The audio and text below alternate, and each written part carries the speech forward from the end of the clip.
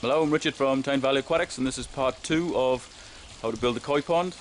In the first video you saw more or less all the processes involved, so this really is just to show how it's all come together and also explain a bit about the filtration as well.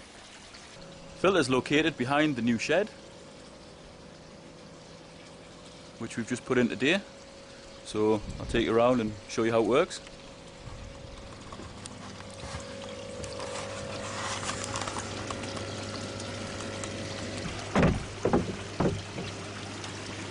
The water comes in from the bottom drain up here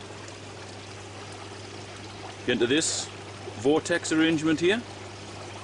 So the water's going very slowly around here, settling all the heavy solids out into the bottom.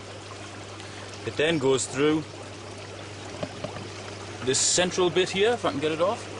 It's screwed on, but there's a load of K1 inside of here which acts to strain out the heavy solids. The water then drops down here and into the outer ring around here. There's only 50 litres of K1 in here at the minute, but it will take up to 150 litres. See how it's starting to brown off now, it's starting to mature, it does take a while.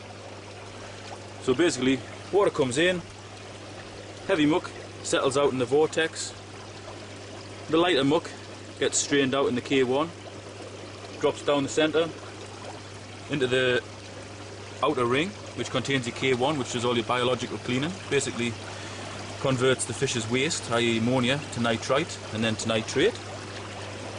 Then goes through a screen here and up this pipe and down the pipe which leads to the pump. I'll shift that out the way.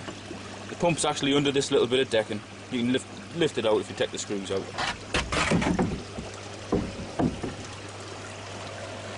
Fairly easy to clean this filter.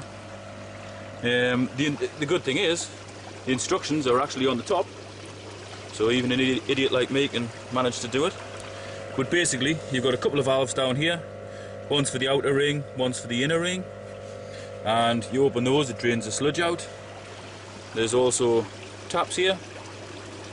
This one is for the inner ring of K1. That would normally be shut off, there'd be no air going to that, and when you clean it, you shut the outer ring off. See? That's stopped, and you open up the inner ring. What that does, it agitates the K1 in there, releases all the muck, and then the muck comes out of your drain. This is a 4-inch slide valve which is actually fitted to the inlet, so if ever there was a problem with the filter, say it developed a hole or you had a cracked pipe or whatever down here and you had uncontrollable leaking, all you do is switch your pump off, shut this down, and that stops the water coming out of your pond. Once you've fixed your problem, lift that back up and the water starts flowing in here again. This is the UV. It's an Evolution Aqua, same people that make the big filter, which is a Nexus 210. It's their UV. It's a 55 watt UV and it has a touchscreen panel just here.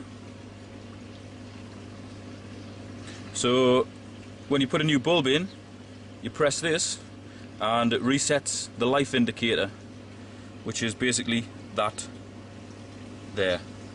When that starts to flash or it goes out, you know that it's time to replace the bulb. So water comes in from the pipe, which is fed by the pump, which sucks out the filter, into UV, which kills algae, bacteria, parasites and so on.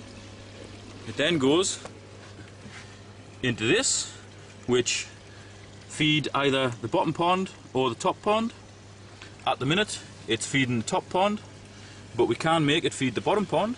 For example, if we were using it in winter and we didn't want to chill the water by dropping all of that lot into it, all you do is shut that off,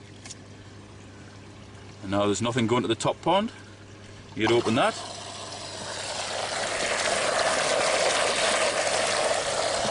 and the water would go to the bottom pond. It would literally just fire in, scoot along the bottom and straight out the bottom drain, meaning that the majority of your water in the big pond would be kept stable and not chilled. This is the 3-switch box that we added.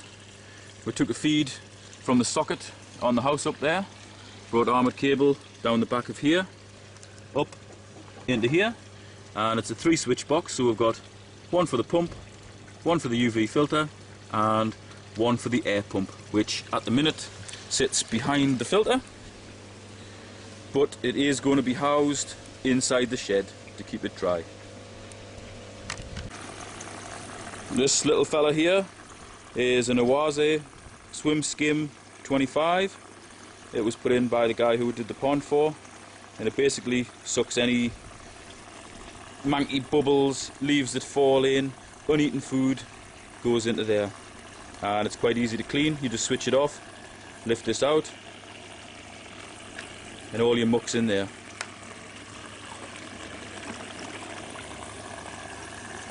Under ordinary circumstances it would just be left to swim around the pond, but with this being a square-sided pond, this fella tends to get stuck in the corner, so it's just anchored here, it cannot move around.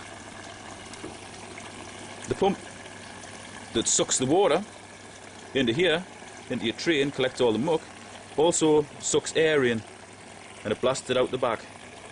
It helps with aeration. This path that I'm walking on now was put in by us just to kind of match in with the existing patio and also tie the bottom end of the garden with the new decking to the top end of the garden. It's put in over hardcore and cemented down.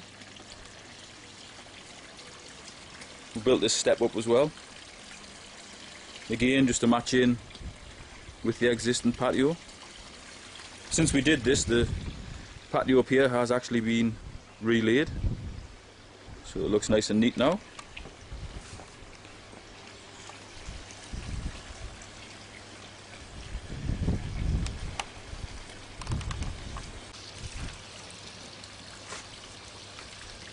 In total, the bottom pond plus the top pond plus whatever's in the filter adds up to roughly 4,000 gallons. We know that because when we started to fill it, we used a flow meter, which basically just fits on the end of a hose pipe, and as the water's going through, there's a little counter spins round and there's a series of dials which count up, and by taking the reading before you set the water away to when you switch it off, you can work out how many litres are in the pond. It's pretty useful, especially for a koi pond, so you know exactly how much treatment you're putting in. So roughly 4,000 gallons. Whenever you treat for anything in the pond, you're treating for 4,000 gallons.